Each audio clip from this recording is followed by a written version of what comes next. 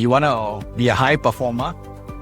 The important factor to remember is that you don't want to be the best, but you want to be your best. Goal is a commitment to myself. If I can't keep a commitment to myself, then I will never be able to keep the commitment I make to any other outside. What advice do you have for people to deal with rejections? I was crushed. In fact, I started doubting, but after some time, I started realizing that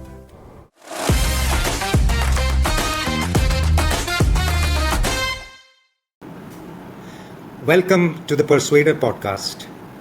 In today's episode, we will talk about storytelling, public speaking, and achieving elite performance.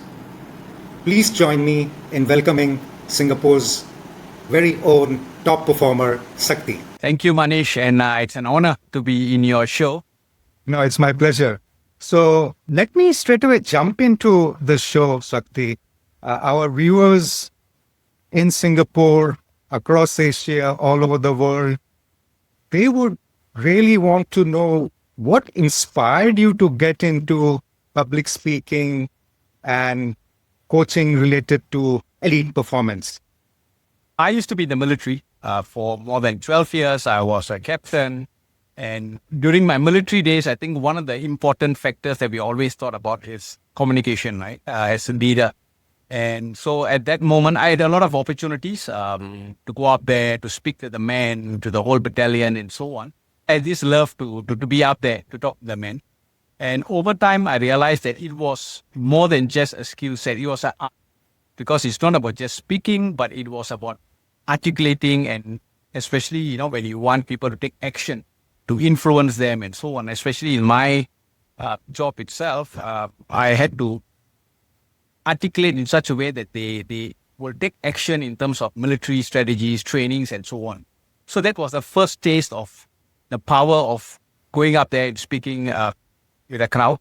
And when I left the military, I thought that was something that I wanted to embark, because there was this special feeling to be up on stage and speaking so that people will take action for their betterment. And I think that is something that I will say is more of an addiction for me. Great. Tell me, Shakti, in relation to your book, your book is coming. I think you already launched it in Indonesia, and it's being launched in Singapore shortly. What inspired you to write the book, and what do you talk about in your upcoming book?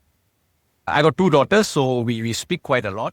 And then they will say, Papa, you have a lot of stories, a lot of experience. They go up on stage to speak.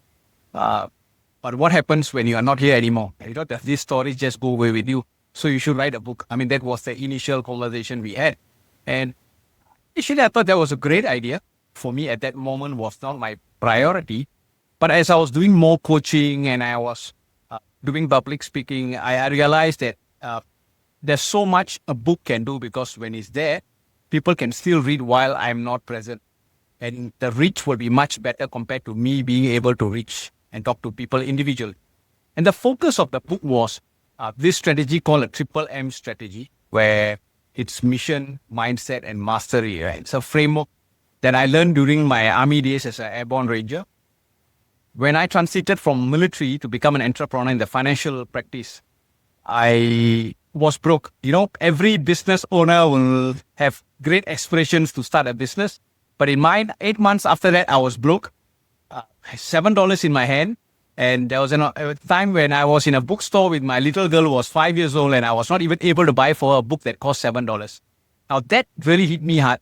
So this strategy worked and helped me to rebuild myself. So today I use the same strategy in my book so that people don't have to go to that level to be able to rebuild and bring themselves up. Thanks for sharing. So talking about performance, what did the Ironman experience teach you about high performance? Now, Ironman triathlon itself, when I first heard about it, I was like, oh, well, it's like 3.8 kilometers swim in the sea, open water swim, and then followed by a 180 kilometer cycle, and then you start running a 42 km marathon, all at one go, right, back to back. And you have a total of about 17 hours to finish it. So it was simply not human at that moment when I first heard about it. But as time went on, I realized that, look, I would not know until I try. And that was the first thing. The first win was the decision that I want to become an Ironman and I want to pursue the goal of finishing an Ironman. I think that itself was something that I felt was more to the mindset that things can be done. And the race itself, of course, there were a lot of learning points. Every race teaches me something. And I think one of the key things, because it's an endurance sport, it teaches me that the preparation is the key. Because the race itself is a celebration of your hard work that you've been doing 6 months of preparation training. And that goes with our day-to-day life and everything. So it allowed me to manage my activities, my day-to-day activities, my family time, my business, my personal time. At the same time, it allowed me to really think about how can I work hard and perform without burning out. So I think these were the key factors that Ironman taught me. Ironman was one thing that allowed me to practice what I teach my clients and share during my speeches.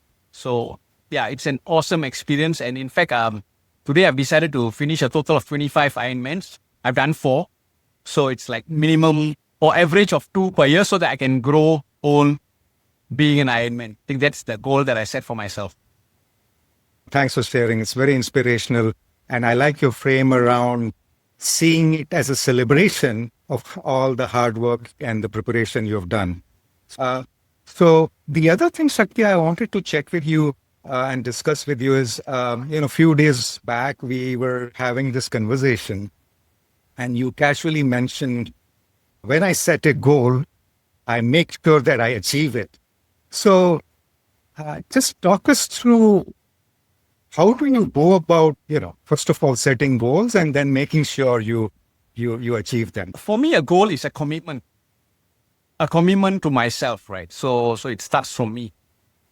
So and I believe that if I can't keep a commitment to myself, then I will never be able to keep the commitment and the promise that I make to any other outside, right? Whether it's my family, my friends, my colleagues.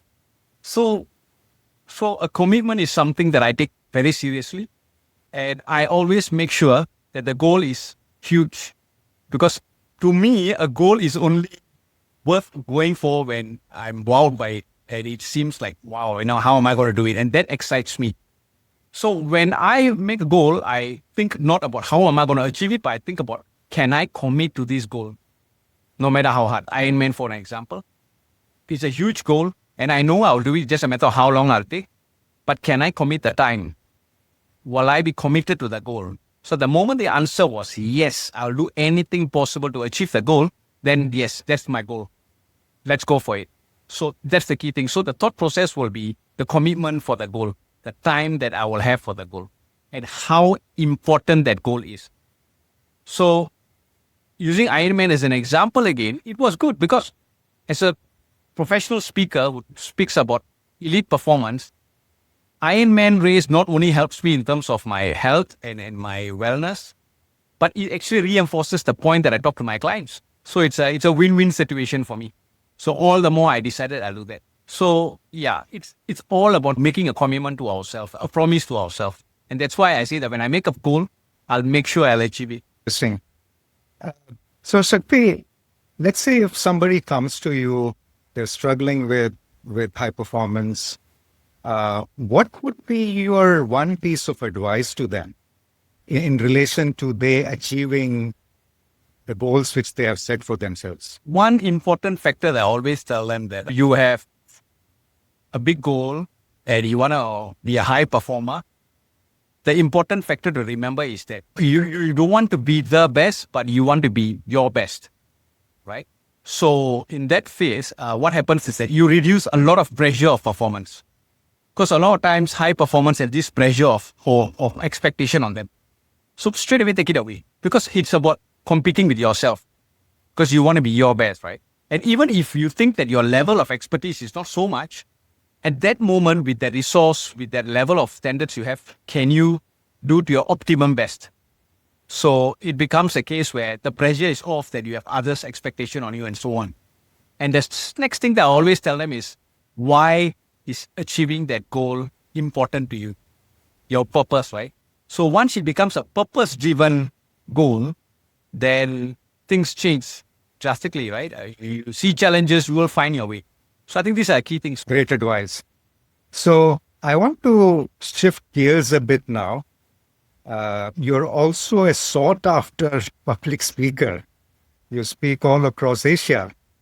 So, what is your secret of delivering a memorable speech? Now, the first most important thing that I feel and believe is that the speech must move people and make them feel that there's something they've taken away.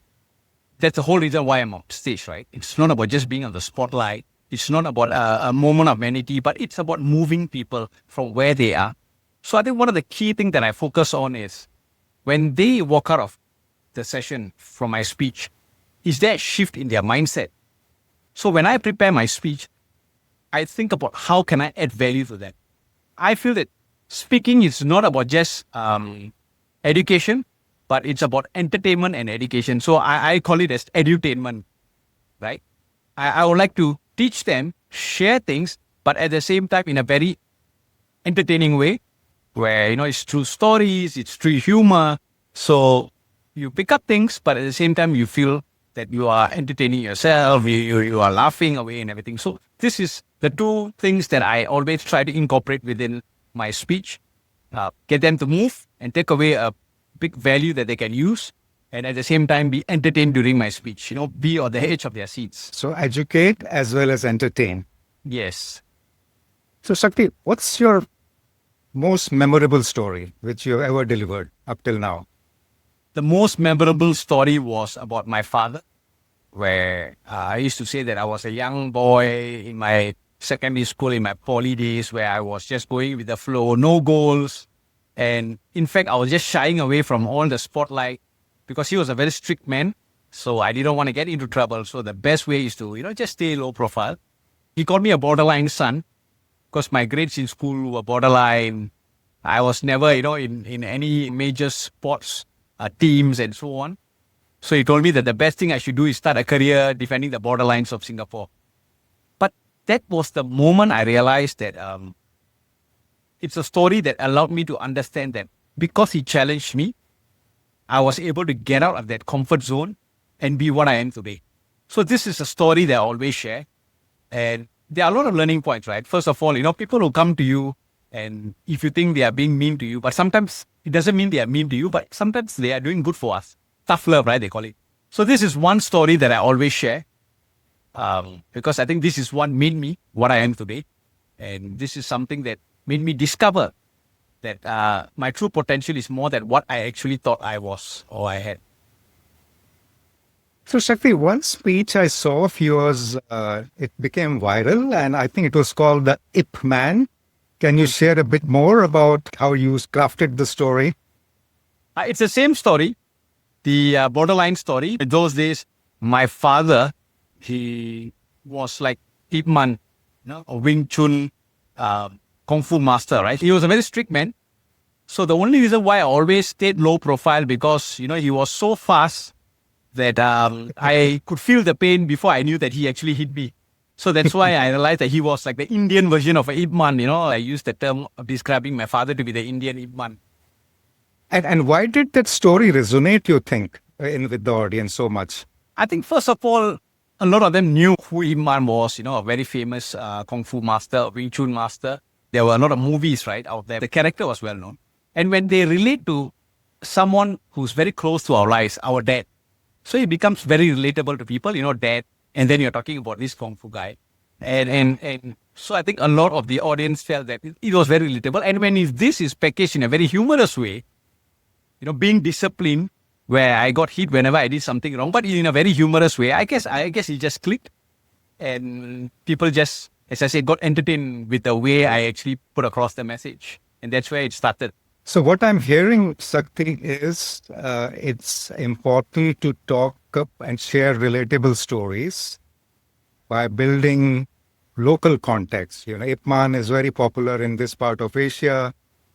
And at the same time, you made it relatable by sharing a story of your father. And all of us have very strong emotions attached to our fathers. And that's how it became such a popular story. So great learnings there for our viewers as well. Thanks for sharing. So now, just moving to a slightly different topic, Shakti. Now, you are a high performer yourself. What rituals do you observe or follow before you actually, embark on a so-called high stakes situation or an event? Now, for me, I think one of the most powerful tools that I use is visualization. So if I have, whether it's going to be a speaking gig today where I'm going to go up the stage to speak, or whether it's going to be a sales appointment where I'm going to pitch to my client, I always take some time to sit down, visualize the whole process. Take about 10, 15 minutes. So I think what happens is that once I visualize, it also allows me to do a mind rehearsal on my part. What am I going to say? What am I going to do? But of course, it will never be same, right? I mean, in actual situation, things will never be the same. So there will be a lot of things that can be different. But I think the whole idea, the confidence level becomes higher because you felt that you have done this before. You do it just before, like few minutes before or the previous night?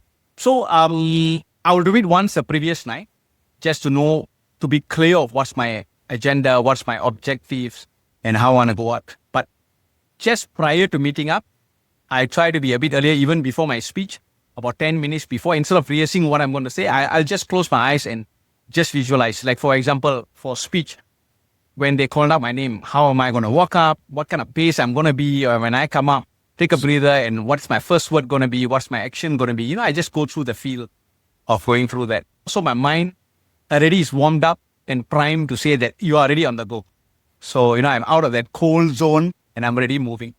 Okay, thanks for sharing. Now, Shakti, like all top performers like yourself, life also throws its own share of rejection, right?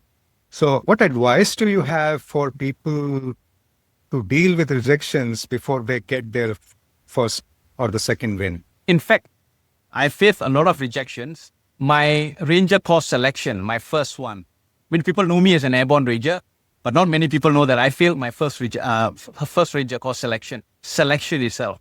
I failed. I came back, and a lot of people in my own camp told me that, Sakthi, maybe you're not cut out for ranger. To be an elite soldier as such, it's going to be tough. So that itself was a rejection to me. I was crushed. In fact, I started doubting and asked myself, maybe they're true, they're right. So that was one of the first rejections. So there were many other rejections that I went through, whether in sales, whether, when I'm pitching, clients say no. But after some time, I started realizing that actually rejection is not bad. It's actually a feedback, right? Now in sales, I realized that people don't reject me because they don't like me. It's nothing personal. It's just that they are not ready. Either could be because I did not explain myself well or articulate my point well, or they are just not the right person, right? So I started seeing rejection more of a feedback, to look at it as how can I do it better, or where it is, or maybe look for the people who are looking for me, the right fit, right? The clients and so on. So it always tells us a story. Rejections actually tell us a story. So rather than taking it personal, rather than taking it as a failure, rather than taking something negative, take it of more of how can I use that same rejection to grow myself to be better. So it's reframing from rejection is bad to rejection is actually a tool for me to grow better and do it better. So I just reframed it. And life goes beautifully. Okay, thanks for sharing. The other thing, Shakti, I was curious about is you use a lot of humor in your conversations, in your publics, particularly in your speeches, and not everybody can actually carry off that humor. Not every speaker can do that effectively. So, what would be your advice to aspiring speakers? How can one effectively use humor? Now, of course, on a professional note, you want to expose yourself to get a right coach to teach you how you can use or incorporate humor in your speeches, right? Now, that, of course, is a way where you can do that. Or you can observe speakers who are humorous. How do they actually inject humor? There's a rhythm behind it. And, there are many types of humor, right? Some which is very intellectual. So it all depends on understanding the audience as well and the topic you want to speak. So there are a few factors. So I think, first of all, I think it's always good to, no matter how good a coach or speaker we are, even a coach needs a coach. So it's always good to get an expert. So if you want to learn humor, then learn from somebody who has been doing that well and is teaches that. So it's good for us to do that. But for me, I think humor has become a way of who I am. Because when I speak, I just want to be myself and the authentic me. And the authentic me is carefree. So I think humor just for me comes naturally. So what I do is just refine it to make it suit the audience. That's what I do for myself. Okay.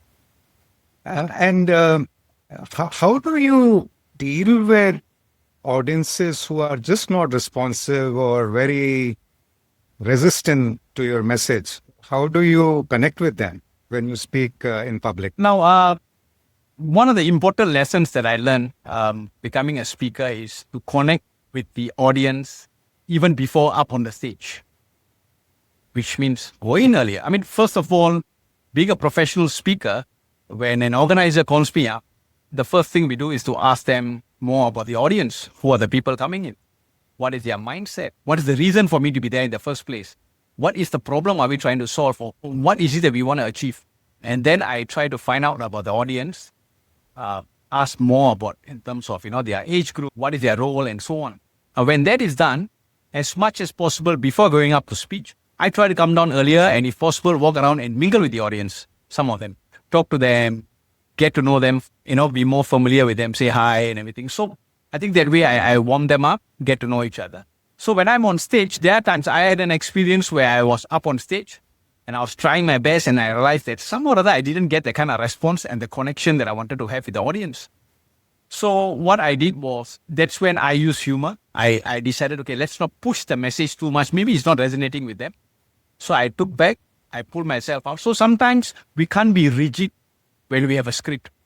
We need to look at the audience and then from there we must know how to pivot and see what is the best way. So then I went into a bit more on a lighter-hearted humor and then from there ask certain questions, get them involved in certain activities. Then I went back into my topic. So it depends on different situation, but usually it's always good to know your audience way before. If possible, even have conversations with a few of them. So one key question I ask them, in fact, is now if you have a speaker up there and he's going to talk about this topic, what would be one thing important that you want to really want him to cover?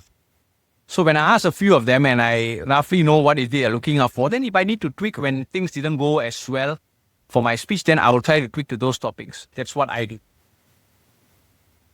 So what I'm hearing is mingle with the audience beforehand, reach the venue earlier, and also not be too rigid about your script, adapt based on the response you're getting.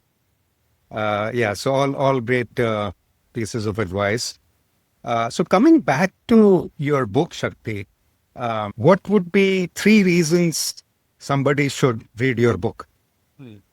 Now, first of all, I think the book is not a book that tells you what to do. Right? It doesn't tell you should do A, B, C if you want to be an elite performer. That's not the intent of the book in the first place. If you feel that you have more to give and you have better potential to whatever you're doing, then definitely this is a book. Why? Because it talks about a person like me and many others like me who are high performers, but we never thought we would be. In fact, there are a few of them who I consider them inspired as high performers who have been interviewed in the book. And these people, most of them say that they never thought they were, or they were always discounted in many places they went, where people never see them as someone who can actually perform to that level. So it's a discovery process they went through, because elite performance is not for the talented. Elite performance is not for those very exclusive group of people, but elite performance is for anyone who's looking to rise above mediocrity and is willing to grind and work for it. Right? So that's the first thing. So long as you have that feel that you have something more to give, then this book is for you. And the second thing is that, as I said, the book is not telling you from A to Z you should follow these steps, but it's life stories. So I decided to share stories because I think I'm a storyteller. I love to tell. Since young, a lot of my values was anchored to me through stories from my grandfather, my grandmother, my parents. Stories, right? Asians, we transfer knowledge, we transfer values through stories. So I love stories, and I feel it's one of the best ways to put across a particular message. So I tell my personal stories, and from there, the stories has certain messages. And then with the message comes certain actionable steps that person can take. And the third thing is I always believe in simplicity. I think the more simple it is, the more easier for a person to pick it up and do it.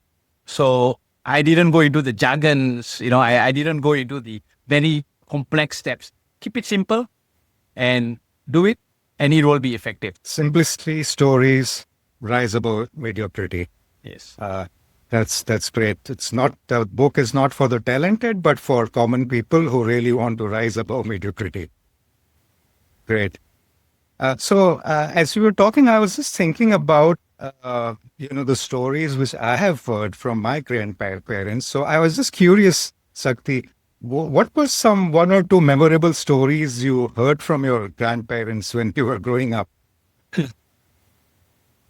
Now, I think it's a story everybody heard, right? That the boy who cried wolf. It's a basic story, right? There's one of the story. My grandfather, he was from India, and I was born in Singapore. My father was born in Singapore, be the second and third generation. So he used to talk about his experience where he was really there. He used to herd sheep. And then this story about wolf is true. So you are hearing from a person who went through that kind of thing during his childhood, right? So, and then, that impacted me. But most of the time I realized that what impacted me is whenever I realized that the person had went through, that means it's a personal experience. The story was their personal experience. That impacted me a lot because I knew that somebody lived in that story. If it's personal experience, it becomes more powerful. Yeah. He told me about the boy who cried wolves. He told me about stories of the tortoise and the rabbit. So it's a very basic stories. And of course, a bit on the Indian mythologies and everything. The short stories. A lot of short stories, actually. Yeah, indeed, stories touch on your emotions, and that's why they make those memorable associations. Yes. Great. So, is there anything else you would like to share with your audience? Now, I would like to start with a story to put across this point. My dad, he passed on about 6 years ago. He was diagnosed with cancer, and he had 3 months of prognosis. So that was a moment where I was very close to. I was always been close to him, even though he was a strict father in the initial days. The moment I became a father, we became good friends. So one of the advice he gave me during his last few days, right, Sakthi, the biggest regret for a man is not what he has done in life, but it's about what he always wanted to do but never did it.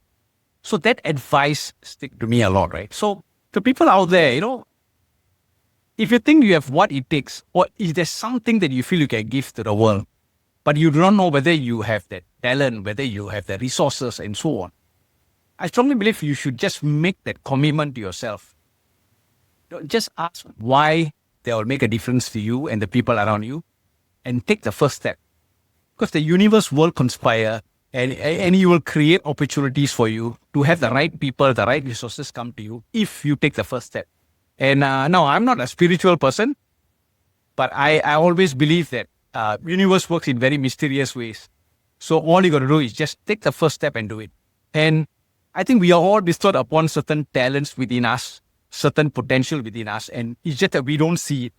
Sometimes in life, we just need the right person to see our blind spot and say, look, you can do it. And I got that through my father and many other excellent coaches and mentors and friends.